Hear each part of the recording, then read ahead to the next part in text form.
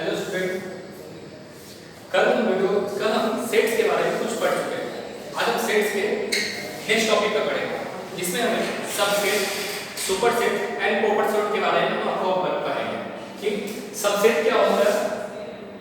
पहले हम स्टार्ट करते हैं सबसेट। कल आप लोगों ने यह पढ़ लिया था सेट्स कैसे फॉर्म करते हैं, कौन सेट्स होगा कौन नहीं होगा। मतलब सेट्स के एलिमेंट्स का एक वेल डिफाइंड डिफिनेशन होना चाहिए, तभी वो सेट फॉर्म कर पाता, अदरवाइज वो सेट फॉर्म नहीं कर पाएगा। जैसा आपको कल बताया था कि अगर हम आपको बोले कोई दो बेस्ट बैट्समैन का सेट बनो, तो आपके हिसाब से कोई और दो बैट्समैन हो सकता है। मान ले सचिन और कोहली हो, नहीं, मेरे हिसाब से वीरेंद्र सहवाग कोहली हो, उसके हिसाब से धोनी और कोहली हो, उसके हिसाब तीसरे हिसाब, मतलब पर्सन टू पर्सन ये वेरी करेगा। तो कोई पार्टिकुलर दो पर्सन नहीं है, इसीलिए हम इस कंडीशन में सेट नहीं बनाएंगे। पर ये चीज आप बोले कि इंडिपेंडेंट इंडिया के टोटल प्राइम मिनिस्टर का सेट्स बनाने के लिए, तो सभी लोगों के लिए फिक्स पीपल, सभी लोग जब नाम सेट बनाएंगे तो उसे फिक्स पीपल का नाम होगा। 1500 जो भी पीपल है उनका नाम होगा। इस तरह बोलेंगे कि अगर ऐसा बोले तो उस कंडीशन में सेट बना पाएंगे। आप उसी सेट से, और ये भी कल बताया था कि सेट्स को रिप्रेजेंट करने का दो तरीका होता है, सेट बिल्डर फॉर्म और रोस्टर फॉर्म। ठीक है, कल हम लोग आप लोगों को सेट के टाइप्स के बारे में पढ़ाए थे। ठीक है, तो अब हम स्टार्ट करते हैं सबसेट। सबसेट क्या होता है, तो इससे पहले मैथमेटिकली समझते हैं और फिर डिफिनेशन। जैसे मान लीजिए सेट ए वो कुछ जिसमें एलिमेंट है 1 2 3 4, ओके। एक सेट बी है जिसमें एलिमेंट है 2 3 1 5 6 7 8 ऐसे, ओके। अब हम देख रहे हैं कि सेट बी 1 ए का सारा एलिमेंट सेट बी में है, जैसे 1 1 यहाँ 2 2 3 3 4, पोजीशन डजंट मैटर, ओके। तो एक सेट ए का सारा एलिमेंट सेट बी में है, तो बोल सकते हैं कि सेट ए जो है सेट बी का सबसेट है, ओके। तो इसे सिंबल के फॉर्म में इस तरह से लिखा है, ए सबसेट ऑफ बी, ओके। तो अब चलिए अब इसका डेफिनेशन क्या है। डेफिनेशन इसका हो जाएगा A set A is called subset of set B if all elements of set A must be present in set B, okay. It is denoted by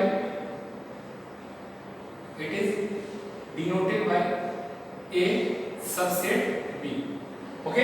और एग्जांपल्स में आप इसे राइट आउट करें, ओके। तो इस डेफिनेशन को अपने copy में राइट आउट कर ले और साथ में एग्जांपल राइट आउट कर ले और समझने की कोशिश करें कि ए जो है ए का सारा एलिमेंट सेट B में है, इसी सेट ए जो होगा सेट B का सबसेट होगा, ओके।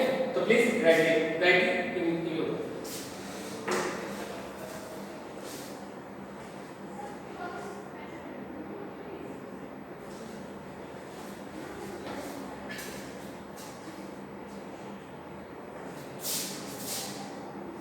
इसके बाद हम लोग आते हैं सुपरसेट।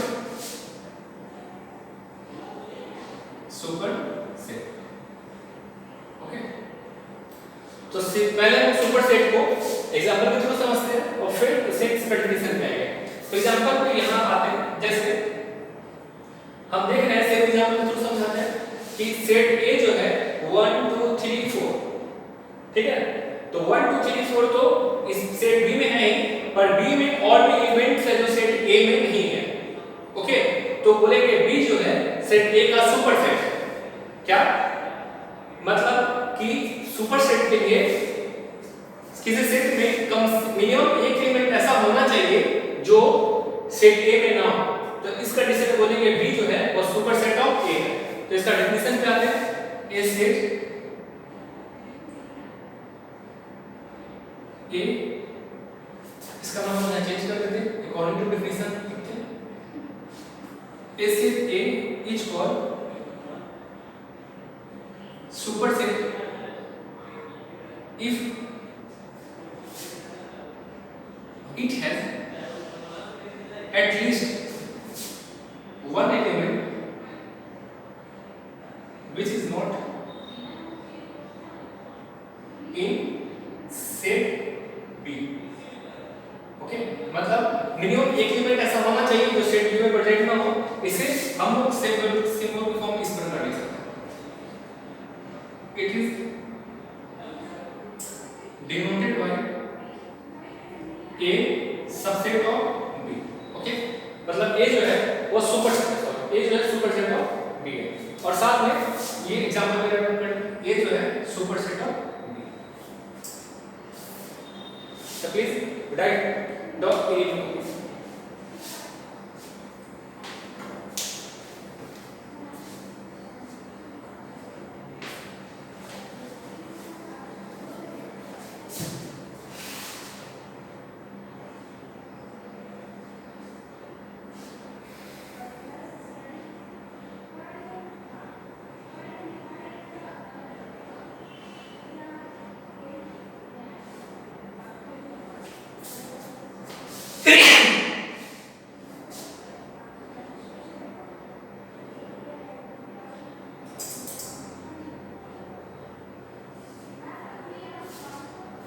चलिए अब हम लोग नेक्स्ट डेफिनेशन प्रॉपर सेट पे आते हैं।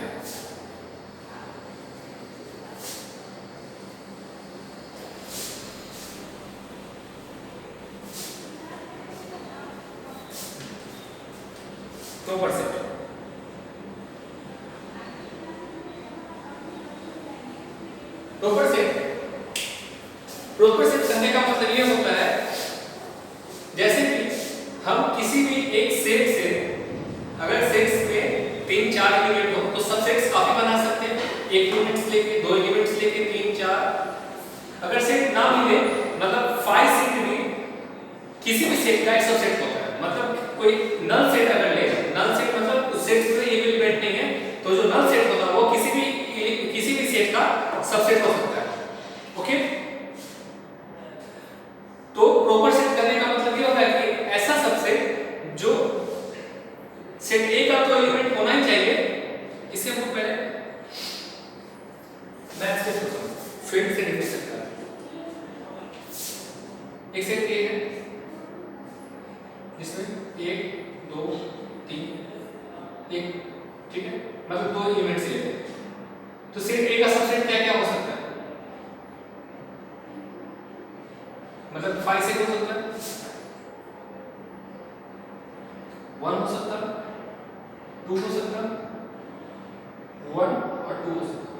ओके, मतलब टोटल 4 सबसेट हो सकता है। ओके, तो ये 4 सबसेट्स हैं परंतु 1 2 वाले एलिमेंट्स काउंट नहीं करेंगे।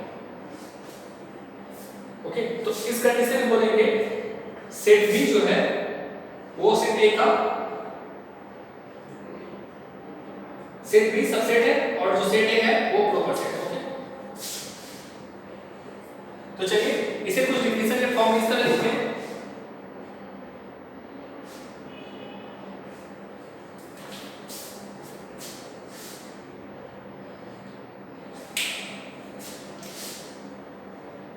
A set A in same to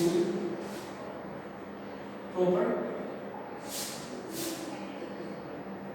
subset of B. Okay. Point 1, if all elements of set A must be present in set B. Okay, मतलब क्या कि all elements of set A, मतलब set A का सारा element set B में present होना चाहिए। दूसरा, set B have at least one element which is not in set A। ठीक है, तो पहला कंडीशन ये है कि सेट ए का सारा एलिमेंट सेट बी में होना चाहिए, ओके, और सेट बी में एटलीस्ट वन सेट ऐसे एक एलिमेंट ऐसा होना चाहिए जो सेट ए में ना हो, तो उस कंडीशन को बोलेंगे कि बी जो है सेट, उस कंडीशन बोलेंगे ए जो है बी का प्रॉपर सेट है, ओके। इस डेफिनेशन को भी अपने कॉपी में राइट कर लीजिए।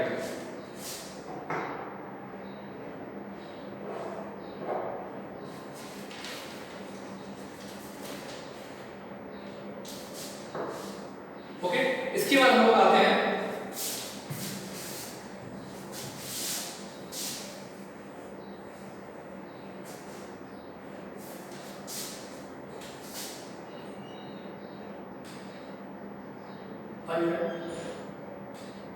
Meeting definition of equal sets, ठीक है। तो कल जैसा कि हम लोगों ने पढ़ा था इक्वल सेट का डेफिनेशन, इक्वल सेट्स में इक्वल सेट्स उस सेट्स को बोलते हैं जिसके सारे एलिमेंट्स इक्वल हो, सेम हो और साथ में उनका कार्डिनल नंबर भी इक्वल होना चाहिए। तो ऐसे कंडीशन बोलेंगे सेट क्या इक्वल है। अब इसे हम एक दूसरे सबसेट के फॉर्म इसका डेफिनेशन सीखेंगे, ओके। तो मान ले दो सेट ए और बी है, इस प्रकार है कि ये सेट ए जो है सबसेट ऑफ सेट बी है और एंड सेट बी जो है वो सबसेट ऑफ ए है, सेट ए है, तो उस कंडीशन में बोलेंगे कि दोनों सेट इक्वल सेट है, ओके। तो चलिए इसे हम डेफिनेशन पे आते हैं। इसके let A and B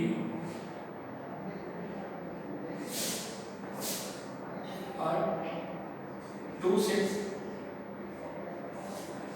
if both sets are equal, then अगर सेट ए और सेट बी बराबर होगा तो हम लोग बोलेंगे ए जो है सबसेट ऑफ बी है एंड बी जो है सबसेट ऑफ ए, ओके। मतलब क्या, इसे मैथमेटिकली एग्जाम्पल के थ्रू समझते हैं। एक सेट ए है, वो इसमें 1 2 3 एलिमेंट्स हैं, एक सेट बी है उसमें 3 2 1 है, ओके। तो अब देख रहे हैं कि सेट ए का सारा एलिमेंट सेट बी में है, तो ए जो है सबसेट ऑफ बी है, ओके। अब सेट बी में देखते हैं सेट बी का सारा एलिमेंट सेट ए में है, तो बोलेंगे बी सबसेट ऑफ ए है। और यहां ए और बी तो इक्वल सेट्स है, ये तो क्लियरली दिख रहा है, ठीक है। तो एक अलग डेफिनेशन ये हो गया कि अगर दो सेट आपस में इक्वल होगा तो दोनों एक दूसरे का सबसेट होगा, ओके। तब आप इस डेफिनेशन को भी अपने कॉपी में राइट डाउन करेंगे।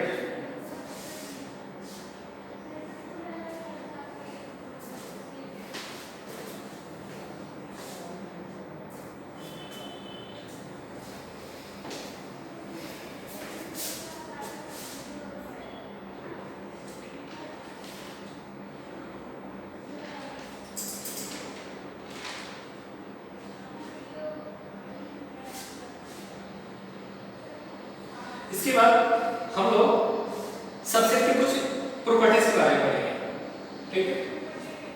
तो चलिए अब इसे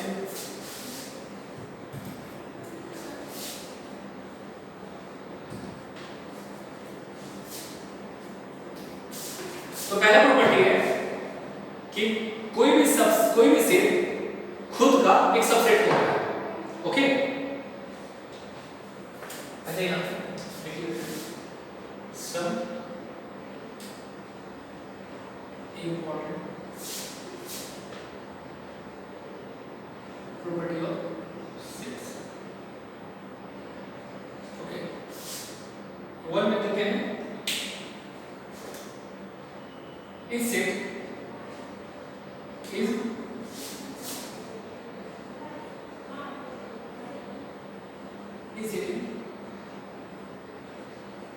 सबसेट ऑफ इटसेल्फ, ओके। मतलब क्या, कोई सेट ए है वो सबसेट ऑफ ए होगा, ओके। मतलब कोई भी सेट खुद का एक सबसेट होता है। एग्जांपल के लिए सेट ए है 1 2 है, तो एक दूसरा भी सेट बना सकते हैं इसी तरह 1 2। देखें ये चूंकि ये सेट है सेम ही है, एलिमेंट सेम ही, इसलिए बोल सकते हैं कि ये सबसेट ऑफ। तो इस पहला प्रॉपर्टी को हमें कॉपी पे राइट डाउन करना है। प्रॉपर्टी नंबर 2 में आते हैं।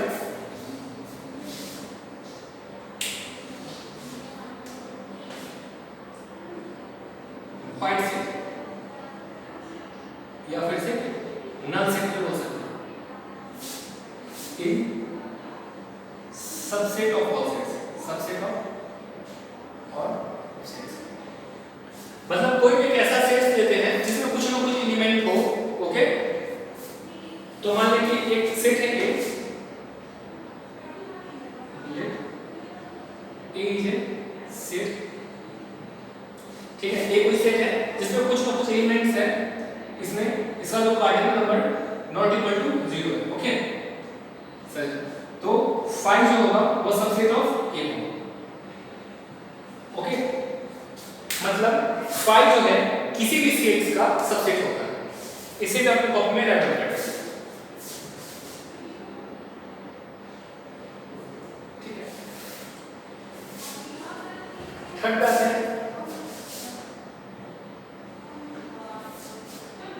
if two set A and B such that A equal to B, then A is subset of B and B is subset of A. Okay, ये third property है जिसे equal alternative definition of sets में पढ़ चुके थे। एक fourth property होता है, फोर्थ प्रॉपर्टी कुछ इस प्रकार है कि if A B C are 3 sets such that A is a subset of B, okay, B is a subset of C, then A must be subset of C. Okay, इसे एक example के through समझते हैं। मान ले एक set A में 1 2 element है, सेट B में 1 2 3 एलिमेंट है और C में एक 1 2 3 4 एलिमेंट है। ओके, तो हम क्लियरली देख रहे हैं कि सेट A का एलिमेंट 1 2 सेट C में भी है, इसीलिए सेट A जो है वो सबसेट ऑफ C होगा। तो इस तरह हम प्रूव भी कर सकते हैं। तो इन सारे प्रॉपर्टी को अपने कॉपी में नोट कर लीजिए with example.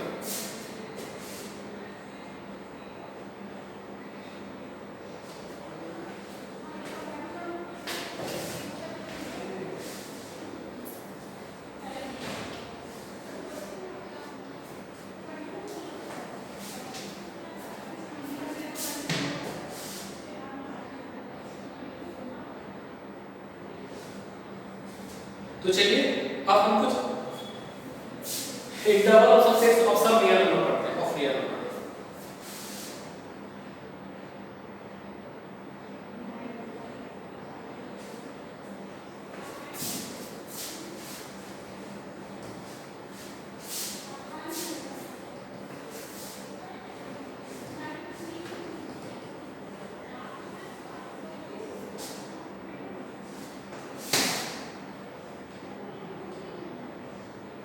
Interval subset of real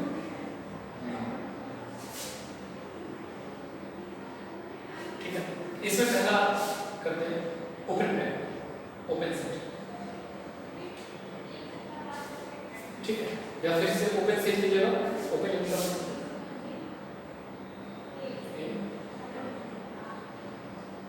ठीक है। ओपन इंटरवल में क्या होता है कि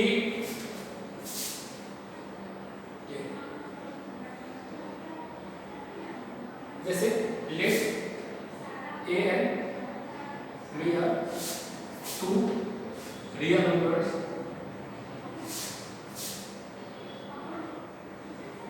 ठीक है, A less than B, okay, then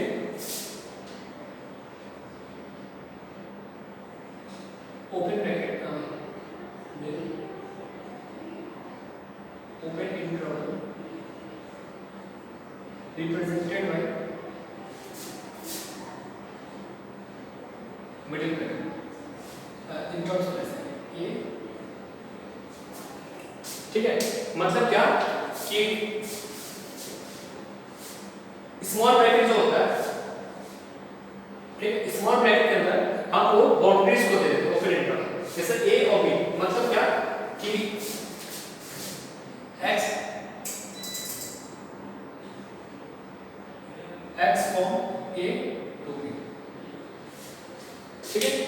x कोई डाटा है, वेरिएबल डाटा, और x का जो वैल्यू है वो a से b के बीच में लाया जाता है, जिसमें a और b does not included, okay. जैसे कुछ लिख सकते हैं,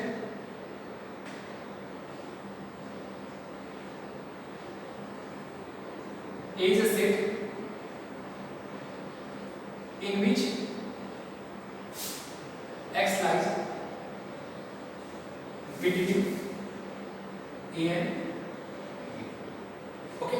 मतलब क्या कि इसमें जो सेट A है ओपन इंटरवल में, उसको कुछ इस प्रकार लिख सकते हैं, ओपन इंटरवल को A ब्रैकेट स्मॉल ब्रैकेट के अंदर A B, और ये जो होता है सेट इस प्रकार होता है कि x का वैल्यू A और B के बीच में लाया जाएगा। इसे ग्राफ में हम कुछ इस प्रकार दे सकते हैं, मान लेते हैं ये A है और ये B है, ओके। तो A और B का वैल्यू कुछ इस प्रकार होगा, ओके। इसमें A और B इंक्लूड नहीं होगा, A और B के बीच का जो वैल्यू होगा वही x हो सकता है, ओके। तो इसे भी आपने कॉपी में रखना है।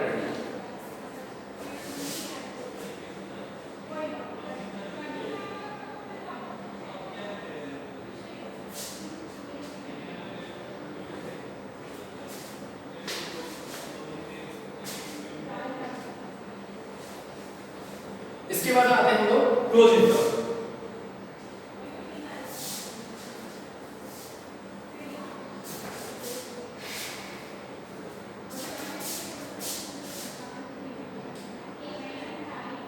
Close interval, okay. Close interval let A and B two real numbers so that A less than B, okay, then it is represented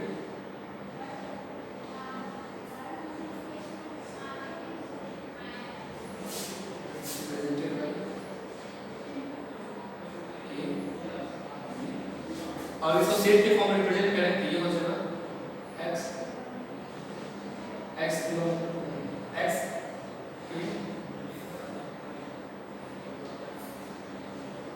ठीक है, x is a set of all real numbers from A to B, मतलब क्या A से B के बीच में जितने भी data होंगे वो सारे इंक्लूड होंगे। इसे ग्राफ के फॉर्म में कुछ इस प्रकार देख सकते हैं, ये A है और ये B है, तो A से B का सारा डाटा है, ओके। सारा A और B के जितने भी रियल नंबर्स होंगे इंक्लूडिंग A और B, ये सारे x के x सेट A के अंदर हो सकते हैं, ओके। जैसे कि एग्जांपल के लिए अगर x दिया हो 3 4 और x बिलोंग टू इंटीजर अगर हो तो x का वैल्यू हो जाएगा 3 4, ओके। अगर यहाँ 6 कर दे तो 3 4 5 6 सब। पर अगर यही ओपन इंटरवल होता, मतलब क्या 3 से 6 होता, तो हम लोग और x belong to integer, x belong to open interval 3 6 और x बिलोंग टू इंटीजर होता, तो हम x का वैल्यू लेते 4 और 5, उसमें 3 और 6 इंक्लूडेड नहीं होगा। ओपन इंटरवल के केस में अपर लिमिट्स जो होता है और अपर और लोअर लिमिट्स काउंट इंक्लूड नहीं करते, क्लोज इंटरवल के केस में इस दोनों को हम लोग इंक्लूड करते हैं, ओके। इसे जो अपने कॉपी में ऐड करेंगे।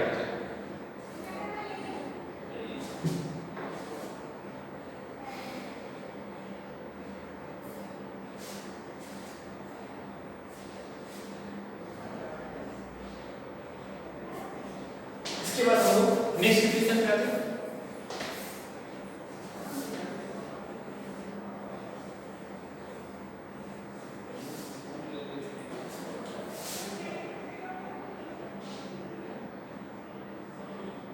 Close open interval,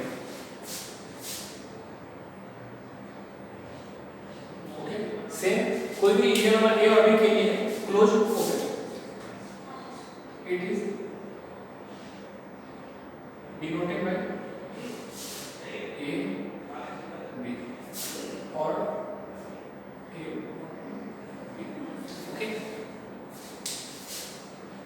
close open interval को हम कुछ इस प्रकार रिप्रेजेंट कर सकते हैं, इस प्रकार या फिर इस प्रकार, ठीक है। इसे सेट के फॉर्म में मान लीजिए कोई सेट ये है तो ये हो जाएगा x such that a, okay, a is a set of all real numbers between a to b in which a is included but b is excluded, okay. मतलब क्या कि एक सेट इस प्रकार है कि x का वैल्यू जो है a के इक्वल या a से ग्रेटर होगा बट लेस देन b होगा, ओके। तो इस ऐसे इंटरवल जब हो उसको हम लोग बोलेंगे क्लोज ओपन इंटरवल। इसी को हम कॉपी में डाटा करते हैं।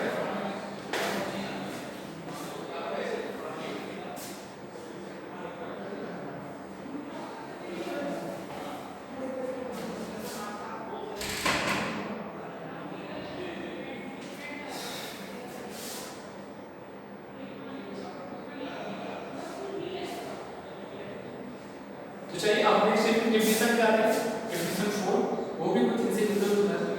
Open close interval, okay. Open close ये था क्लोज ओपन, अब open close it is denoted bye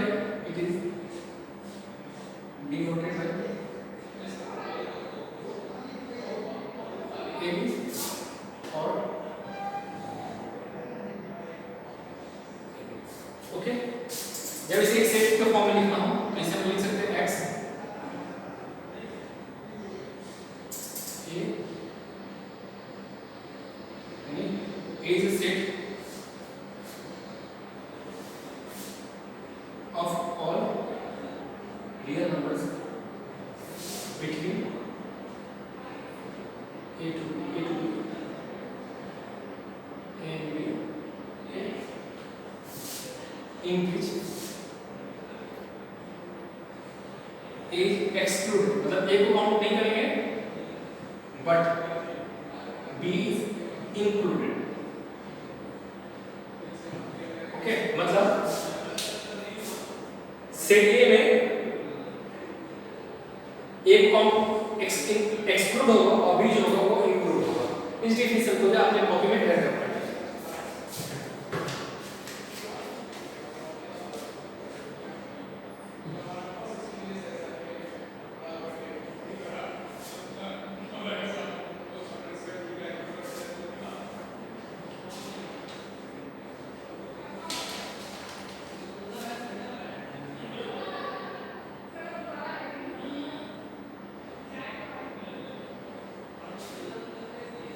okay, इसके बाद अब नेक्स्ट पॉइंट की बात है।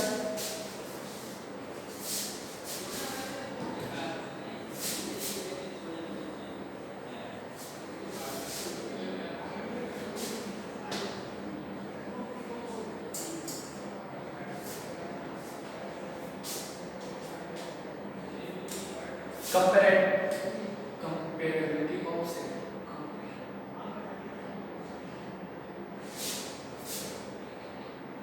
Comparability of sets, okay.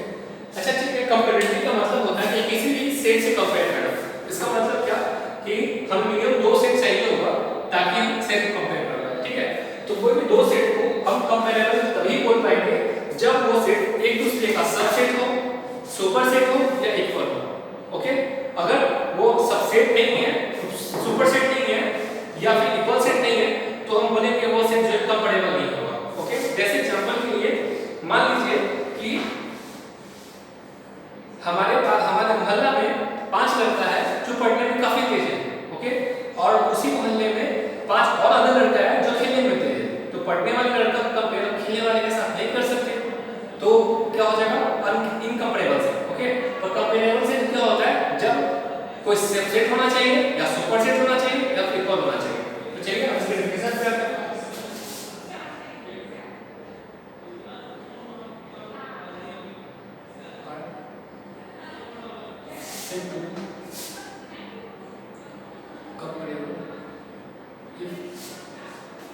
two sets are said to be comparable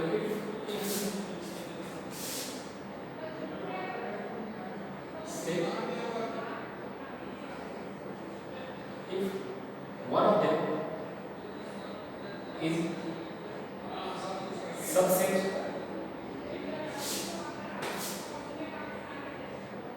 or superset और इक्वल सेट। ठीक है, मतलब सेट ए मान लेते दो सेट ए और बी है, let A and B are two set. Okay, so A must be subset of B या फिर A प्रॉपर सेट हो या A इक्वल सेट हो। ओके, तो इस कंडीशन बोलेंगे कि वो कंपेरेबल है, अदरवाइज बोलेंगे कंपेरेबल नहीं है। ओके, एग्जांपल के लिए एक सेट A मान लेते हैं 1 2, एक सेट B है 1 2 3 4। तो अब हम इस सेट के साथ कंपेयर कर सकते हैं, बट रीड है सेट C 1 2 3 और सेट B है A B C D। Okay, तो यहाँ पर क्या है कि हम मैथमेटिकल डिजिट है और वहाँ पे लेटर्स है, तो इन दोनों का कंपेयर नहीं कर सकते। तो ये जो है इनकम्पेरेबल सेट्स है और ये कंपेरेबल सेट्स है। ओके, इसे भी अपने कॉपी में ड्रैग कर लीजिए।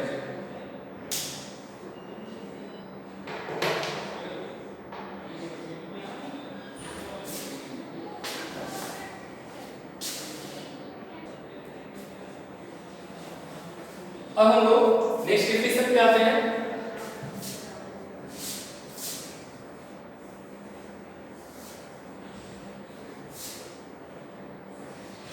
जिसका नाम है पावर सेट। पावर सेट क्या होता है कि एक सेट और family of set which is subset of A given set A. मतलब कि कोई सेट ए है, ठीक है, उससे जितना भी सेट सबसेट हम बना सकते हैं, उन सब सेट का मिला के जो सेट बनता है, नहीं, उसे हम लोग बोलते हैं पावर सेट ऑफ। ठीक, इसे कुछ इस प्रकार समझते हैं।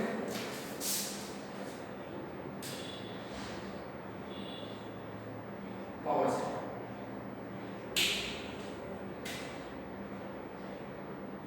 सेट और family of set which is subset of a given set है।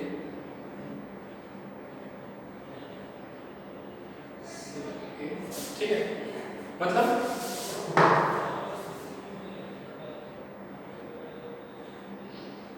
the set or the family of set which is subset of a given set है। मतलब क्या, कोई सेट A है, उससे जितने भी सेट बना सकते हैं, मतलब कि उसका सबसेट, उसका जो सेट रूट होगा उसे हम बोलेंगे power set of set. Okay, etch called power set of. चलिए इसे मैथमेटिक्स से कैसे समझते हैं पहले। जैसे एक सेट ए जिसमें एलिमेंट 1 और 2। ओके, तो इसका पावर सेट यहाँ पे और चलिए, it is denoted bye P power set. Okay, मतलब अगर सेट B होगा तो B हो जाएगा, पावर सेट C होगा तो C हो जाएगा। तो मान लीजिए P है, इसका पावर सेट आपका हो जाएगा,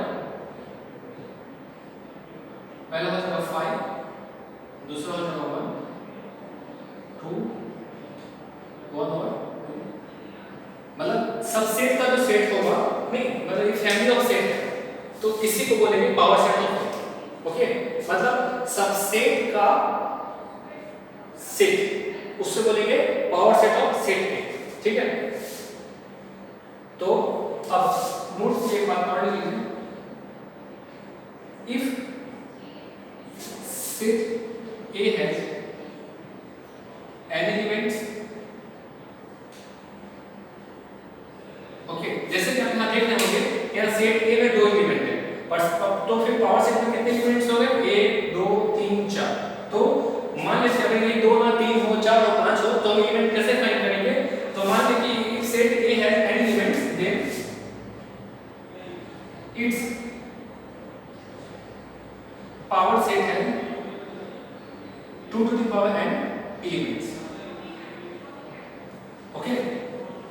इसे अपनी कॉपी में रखना है।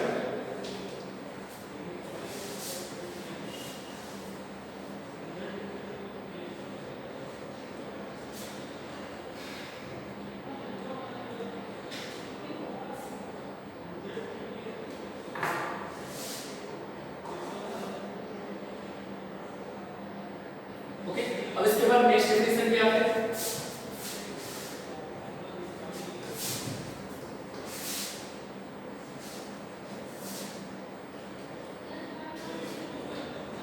Universal set.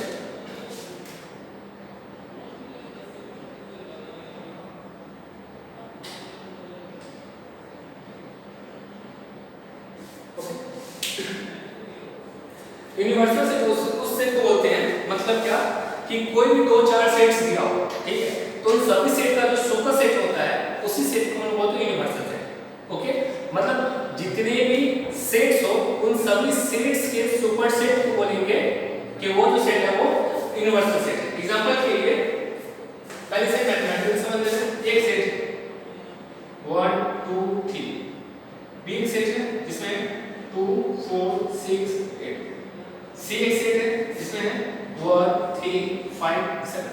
ओके, तो एक दूसरा सेट है U जिसमें है 1 2 3 डैश डैश अप टू 10। तो ये जो सेट होगा इसको बोलेंगे यूनिवर्सल सेट, क्योंकि यूनिवर्सल सेट का ये सारे सबसेट्स हैं। ध्यान रखिए 1 2 3 इसमें भी है, 2 4 6 8 इसमें भी है, 1 3 5 7 इसमें भी है। ठीक है, तो ऐसे सेट्स को बोलेंगे कि ये जो सेट है यूनिवर्सल सेट है। तो इसे इसका डेफिनेशन तो इस प्रकार हो जाएगा, A set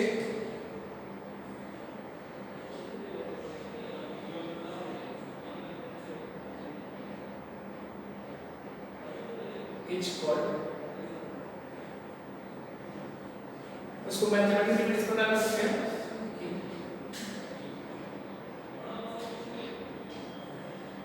super set of all set is called universal set। Okay, मतलब क्या कि जितने भी सेट्स हैं उनका जो सुपर सेट होगा उसी को यूनिवर्सल सेट कहा जाता है। Okay, it is represented by U S या फिर ओमेगा। यूनिवर्सल सेट को कुछ इस प्रकार रिप्रेजेंट कर सकते हैं। ओके, और एग्जांपल के लिए आपको राइट करना है, तो इस डिफिनेशन को भी आपने कॉपी में राइट डाउन करना है।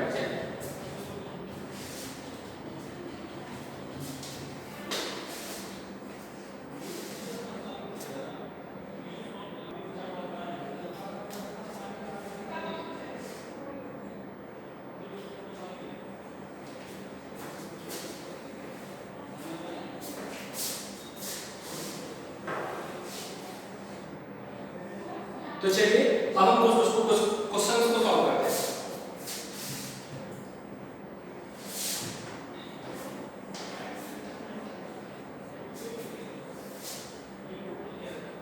क्वेश्चन कुछ इस प्रकार है, list all the subset of set A which has elements of one mathematics।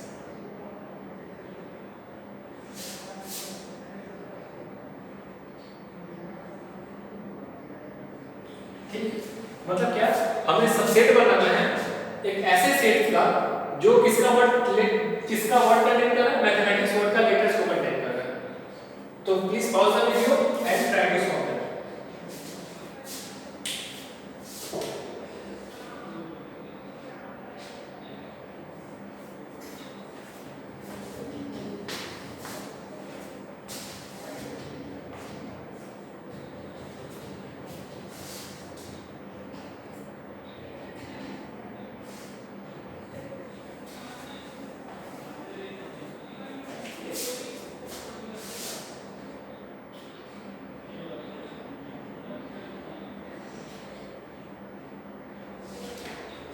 तो चलिए अब हम इसके सॉल्यूशंस को देखते हैं। ओके, सबसे पहले मान लें दिया ही हुआ इस सेट के हैं जो किसका वर्ड कंटेन कर रहा है, मैथमेटिक्स का। तो m एक हो जाएगा a t h e, m तो दोबारा आएगा नहीं क्योंकि m तो है a b है, t b है, i c और x। मतलब टोटल कितने लेटर्स हो गए, m a t h e। m नहीं होगा फिर, a नहीं होगा फिर, I C S। ओके, अब इसका सबसेट बनाना है। ओके, तो इसका सबसेट क्या हो, सबसेट ऑफ ए, पहला तो एक फाइल हो जाएगा।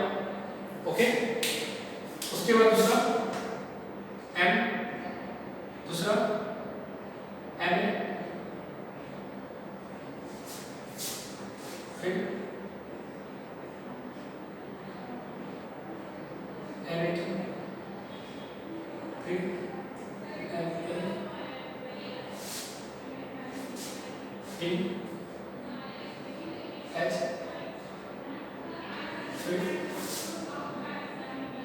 M A T H E, फिर M A T H E I, फिर M A T H E I, M A T H I, also E I C, और क्या होगा, M A T H E I C S। इसी तरह हम इसके total कितने सेट, 1 2 3 4 5 6 7 8, 256 एलिमेंट्स हम लिख सकते हैं। ये तो कुछ नहीं है, जैसे कि अब m t भी हो सकता है,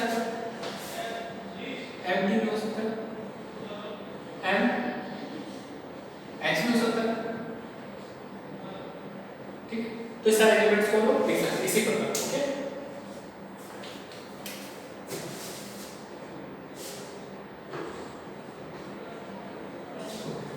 और ये जब इतना सब करेंगे सबसेट ऑफ सेट, ठीक है, क्योंकि और लिखने का मतलब 256। ओके, इसके इसे अपने कॉपी में डाउनलोड कर लीजिए क्वेश्चन और आंसर के साथ।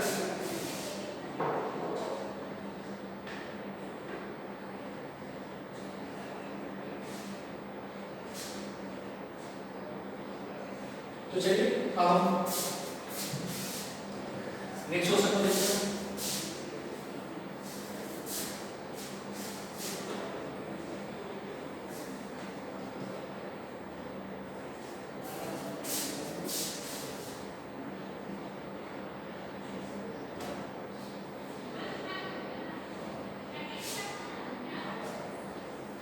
क्वेश्चन को किस प्रकार है,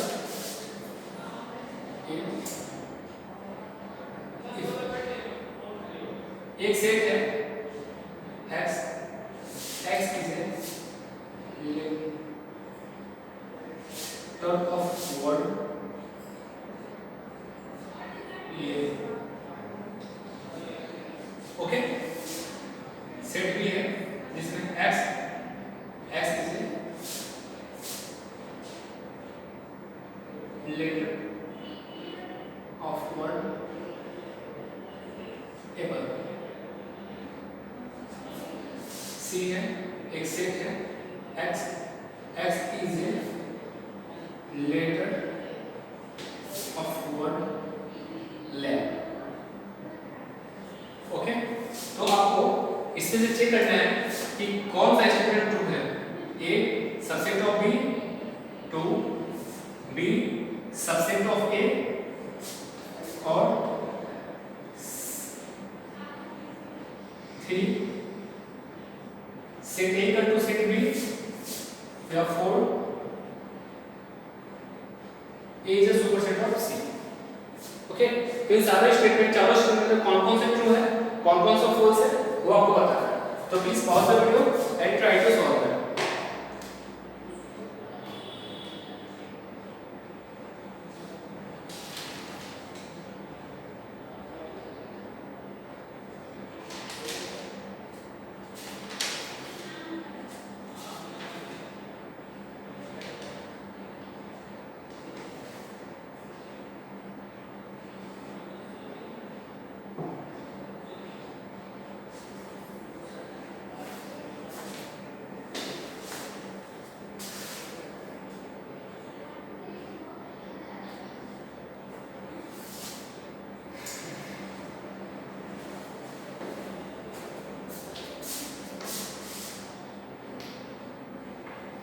तो चलिए अब हम इसके सॉल्यूशंस को देखते हैं। सबसे पहले सेट ए को हम लोग, ये तो सेट मिडिल फॉर्म में दिया हुआ, इसे रोस्टर फॉर्म में लिख लेते हैं। तो सेट ए जब इसे रोस्टर फॉर्म में लिखेंगे तो हमें मिलेगा L A B, L तो एक बार है और E, मतलब ए में कौन कौन से एलिमेंट्स आ जाएंगे, L A B, okay. Set B में क्या है, A B L E, ठीक है। और सेट सी में क्या आ जाएगा, L A B। अच्छा अब सेट पहला देखें A और B, ओके। तो दिया हुआ है कि A B is a super set of A, ठीक है। तो B और A का तो सारा एलिमेंट सेम ही है, तो ये सुपर सेट नहीं है, बस सबसेट है, ओके। ये सबसेट है। तो पहला स्टेटमेंट हमारा क्या हो जाएगा, फॉल्स, ओके। ये स्टेटमेंट क्या है, फॉल्स हो जाएगा। ये सबसेट है, परिणाम क्या होगा, सुपर सेट। दूसरा B is a super set of A, गलत है क्योंकि दोनों तो इक्वल सेट है, ये क्या हो जाएगा, फॉल्स, ओके। स्टेटमेंट 3 में क्या होगा, कि A इक्वल टू B, हां ये सही है, ये हो जाएगा ट्रू क्योंकि सेट A और सेट B के सारे एलिमेंट्स सेम है और ये कार्डिनल नंबर भी सेम ही है, 4। तीसरा स्टेटमेंट है A is a subset of C, A is a subset of C, मतलब L है इसमें, A है इसमें, B है इसमें, B E इसमें है ही नहीं, मतलब स्टेटमेंट उल्टा क्या होगा, अगर ये दिया होता, ये स्टेटमेंट दिया होता C is a subset of A तो ट्रू होता, परंतु क्या दिया हुआ है कि A is a subset of C, मतलब ये क्या हो जाएगा, A भी है फॉल्स, ओके। तो इनके सॉल्यूशन इस प्रकार हो गए, तो इसे भी अपने कॉपी में ऐड कर लेते हैं।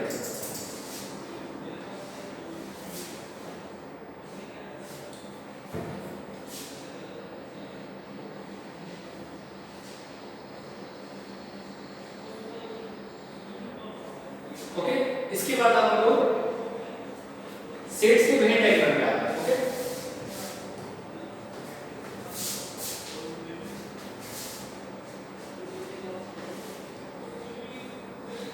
वेन डायग्राम स्टार्ट करने से पहले हम आपको कुछ बताते हैं। जैसे मान लीजिए कोई सेट A, ओके।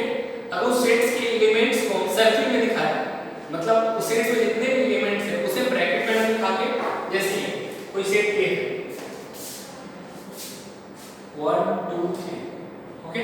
तो इस सेट को एलिमेंट्स को किसके अंदर है, 1 2 और 3, ओके, ठीक है। तो इसी तरह और ये जो सर्किल, ये जो सेट है इसका एक यूनिवर्सल सेट है।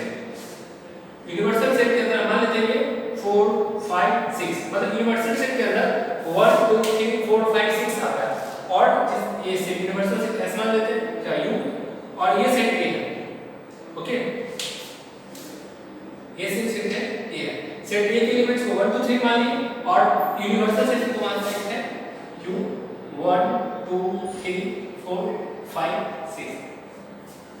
तो मतलब सेट्स का ये हम पिक्टोरियल रिप्रेजेंटेशन बनाते हैं, क्या मतलब इसको डायरेक्टली सेट के फॉर्म में लिख के पिक सर्किल और रेक्टेंगल फॉर्म बना दिए, तो इसे ही बोलते हैं पिक्टोरियल रिप्रेजेंटेशन, ठीक है। तो इसी पिक्टोरियल रिप्रेजेंटेशन को हम बोलते हैं वेन डायग्राम, ठीक है। वेन डायग्राम को सबसे पहले स्विस मैथमेटिशियन, स्विट्जरलैंड के मैथमेटिशियन थे न्यूटन, उसी ने सबसे पहले इसे रिप्रेजेंट किया था, ओके।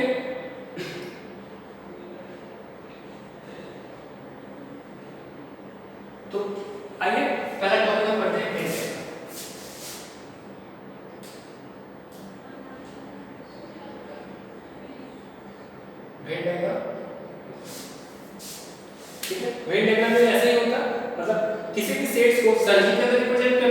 और यूनिवर्सल सेट के मतलब यूनिवर्सल सेट को एक रेक्टेंगल के अंदर बनाते हैं, ठीक है। मतलब जितने भी सेट्स होंगे, मतलब अगर यहाँ सेट ए है तो यहाँ पे सेट बी होता है, तो दूसरा सर्कल रिप्रेजेंट करते हैं, सेट सी होता है अलग सर्कल रिप्रेजेंट करते हैं, ओके। तो इसी तरह जितने सेट्स होते हैं उतने सर्कल लेते हैं और जो यूनिवर्सल सेट होता है उसको एक रेक्टेंगल के अंदर पुट करते हैं, ओके। तो इसे अपने प्रॉब्लम में राइट डाउन कर लेते हैं।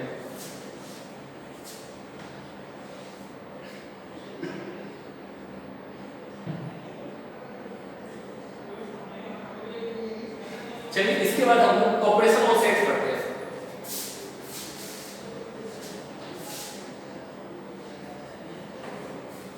ऑपरेशन ऑफ सेट,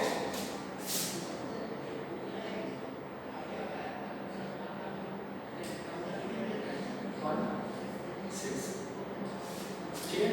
जिस तरह अलजेब्रा में addition, subtraction, multiplication, division something something होता है, उसी तरह सेट्स में यूनियन, इंटरसेक्शन और डिफरेंस होता है, ओके। यहाँ पे एडिशन नहीं होता, एडिशन की जगह हम लोग यूनियन यूज करते हैं, डिफरेंस होता, यहाँ मल्टीप्लिकेशन नहीं होता और यहाँ इंटरसेक्शन होता। तो इन टर्म को चलिए हम लोग पहले अलजेब्रिकली समझते हैं और फिर ग्राफिकली समझते हैं। तो पहले टर्म लिखिए यूनियन, ठीक है। यूनियन इट इस साइन को जैसे मैथ में एडिशन के साइन को प्लस से रिप्रेजेंट करते हैं, यूनियन के साइन को it is represented by you, okay. चलिए इसे मैथमेटिक्स सिस्टम समझते हैं। मान लीजिए सेट ए है जिसमें एलिमेंट्स हैं 1 2 3, एक सेट बी है जिसमें एलिमेंट है 2 4 6, ओके। अब ए यूनियन बी बोला जाए तो ए यूनियन बी हो जाएगा 1 2 3, इस सेट को तो लिखिए, इस सेट को लिखेंगे 2 तो है 4 और 6, तो ये हो जाता है A union B. A union B में हम एक एलिमेंट्स को अभी के एलिमेंट्स दोनों के एलिमेंट को एक साथ लिख देते हैं, ठीक है। पिक्टोरियल रिप्रेजेंटेशन जो होता है, मान लीजिए सेट ए है आपका, ये अपना यूनिवर्सल सेट है, ये सेट ए है जिसमें आपका 1 2 3 दोनों है, ओके। इसमें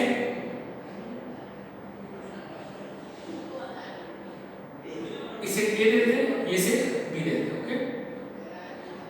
अब यहाँ पे 2 कॉमन है तो 2 यहाँ दे देते हैं, 1 2 3 और 4 6। हमने 2 को इंटरसेक्शन इस कॉमन वाले पार्ट में से लिखा क्योंकि ये जो पार्ट है ए में भी है और बी में भी है, ओके। तो इस प्रकार ये जो शेडेड रीजन होगा, मतलब ऐसे करके ये जो शेडेड रीजन है ये बताएगा ये यूनियन बी,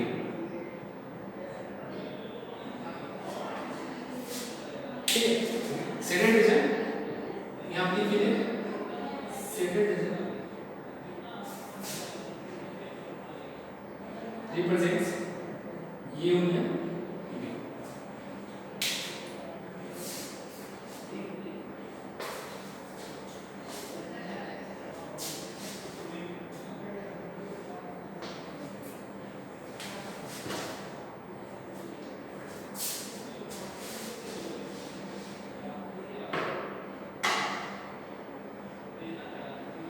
दूसरा हम लोग आते हैं इंटरसेक्शन।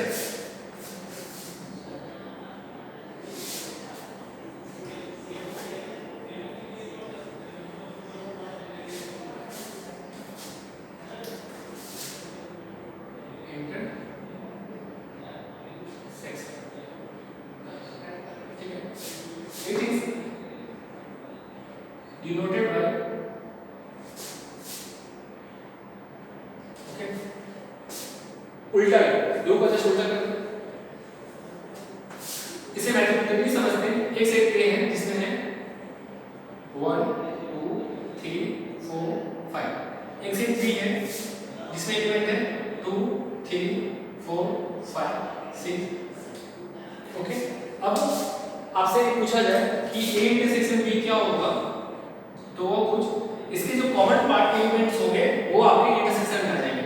तो कॉमन पार्ट्स क्या कौन सा है, 2 3 4 5, 2 3 4 5, 2 3 4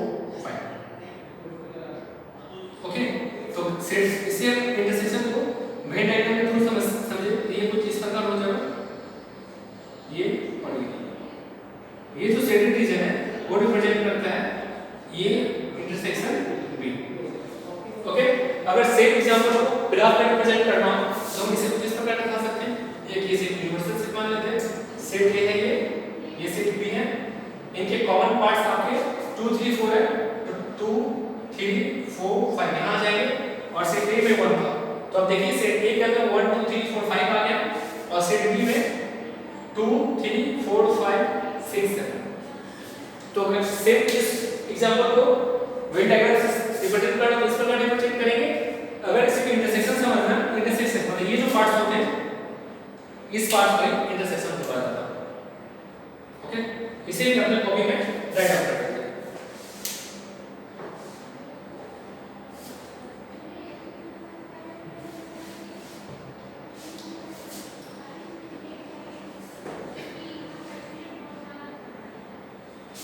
इसके बाद हम लोग डिफरेंस करते हैं, तो चलिए हम डिफरेंस को देखते हैं।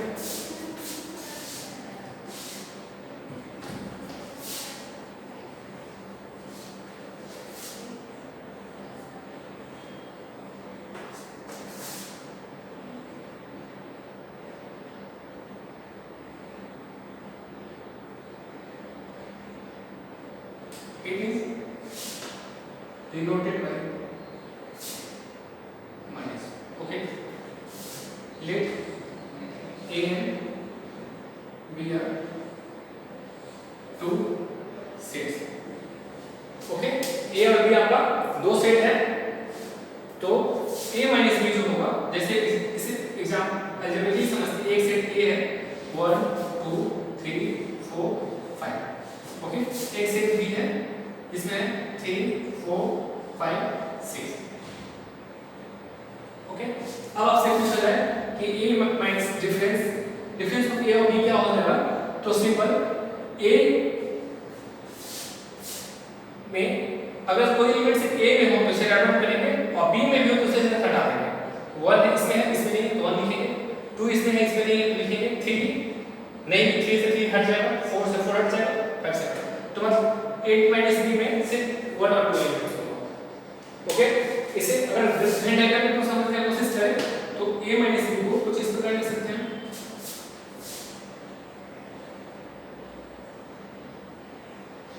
ये सेट A है, ये सेट B है, तो सिर्फ ये जो पार्ट होगा वो आपको A माइनस B को रिप्रेजेंट करेगा। This part represents A minus B। अगर से B माइनस A को रिप्रेजेंट करना हो, ये आपका सेट A है, ये आपका सेट B है, तो ये जो पार्ट्स होगा ये आपको B माइनस A को रिप्रेजेंट करेगा। ओके, इसे भी अपनी कॉपी में डाटा कर लीजिए।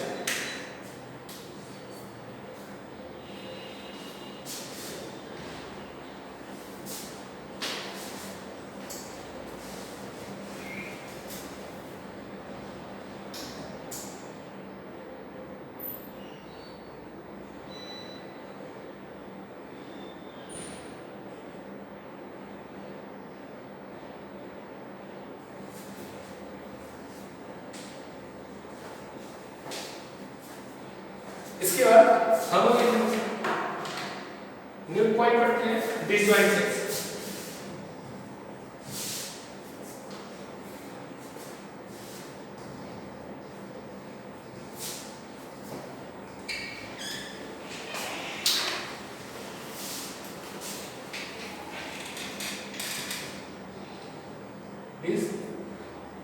डिसजॉइंट सेट्स, तो डिसजॉइंट सेट्स समझने के लिए मान लीजिए दो सेट A और B है। ओके, दो सेट इस प्रकार है कि सेट A का कोई भी एलिमेंट सेट B में नहीं है, मतलब और सेट B का भी कोई एलिमेंट सेट A में नहीं है, तो उस केस में बोलेंगे दोनों सेट डिसजॉइंट सेट, मतलब उसमें इंटरसेक्शन पार्ट्स का अगर सेट है तो फाई सेट मिलेगा, मतलब उसमें कोई एलिमेंट नहीं होगा। ओके, तो if two sets have no any common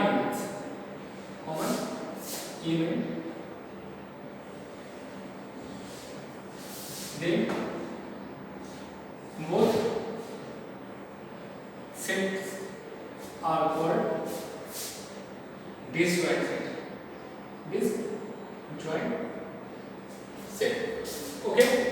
इसे अल्टरनेटली समझते हैं। मान लें सेट एक है 1 2 3, राइट, सेट बी है जिसमें है 4 5 6, ओके।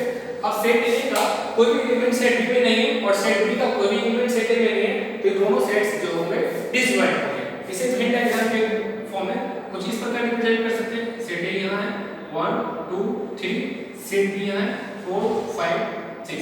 ये दोनों सेट एक दूसरे को टच नहीं कर सकते क्योंकि कॉमन पार्ट्स तो है नहीं, टच कर सकते हैं पर कोई भी इंटरसेक्शन नहीं होगा, ओके।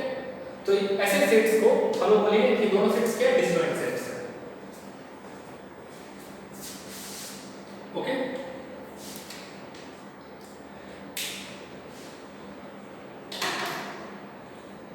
तो अभी तक आप लोगों ने जितना ही पढ़ा इन सारे को अपने कॉपी में राइट डाउन कर लीजिए और इसी पर अपने रिवीजन रिवाइज कर लें। उसके बाद आपको कोई भी प्रॉब्लम हो तो आप कमेंट में जरूर बताएं, हम आपकी प्रॉब्लम